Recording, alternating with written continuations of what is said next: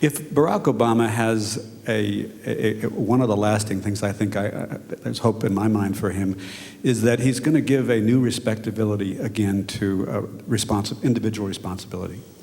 It's been captured by those words by a certain part of the public and then rejected by another part of the public as being not cool. Well, he's making it cool again, and I think that's a critical thing. He's also done something, I think, that he's made people comfortable already. This does not look like a rookie right now. This looks like somebody who, and that ability to give comfort and security in a time like this is probably as important as anything.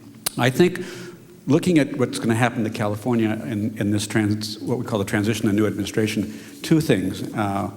One of them is that California policies are going to move east. Essentially, that's what's going to happen, because Obama ran on a largely California platform. So we're going to see California policies moving to Washington and fighting out there. And California's been used to some of the things that are going to be debated in Washington, whether it's labor laws or whether it's environmental laws. We've gone through a lot of that, and we've already made some of our decisions. But I don't necessarily think that California's interest is going to come west.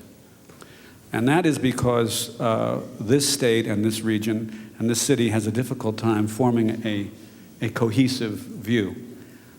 We do not judge our elected officials here on their ability to bring home the bacon, so to speak. We deal more in abstract philosophies. The state is so diverse in its economics and a geographic sense that it doesn't express itself in the way that another state might, closer states. We're still a province in many ways, and we act like a province. We have, it's a dichotomy, we have some of the most powerful people in Congress now from California, the Speaker of the House, the head of the most powerful committee in the House, the Energy and Commerce Committee, which deals not only, by the way, with energy and commerce, but also health. His chief of staff is the White House liaison to Congress. The other key committees, Boxer heads the committee that will deal with the climate. So Californians are in key positions, but this is not the first time they've been that way. In the Bush administration, there were key leaders of the Appropriations Committee and other from California. The question is really, what is California going to get any different out of Washington?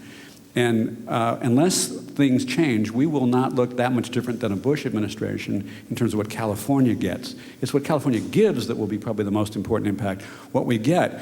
Because unlike Clinton or Reagan, there was no great affection, either with Bush or with Obama, for California, no natural self-interest for California. California is not a state up for grabs in the election. So while it provides 20% of the money for the Obama election, it's going to be difficult to get that much interest unless this city and region organize in a way that they've never organized before. We get one of the smallest percentages of the dollars we pay into the tax system. And part of that is our inability to coordinate our efforts.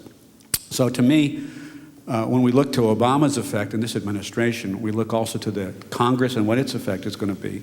And I think that in some ways it'll be a more general effect of bringing responsibility, fairness, the way he's handled Lieberman, whether you agreed or didn't. It's just shown a whole nother way of dealing with people and an emotional maturity that we have not had in a president in a very, very long time. We've had a very smart president 8 years ago, but a very emotionally intelligent one right now. And I think the comfort level that is growing from that is what's giving some of the hope.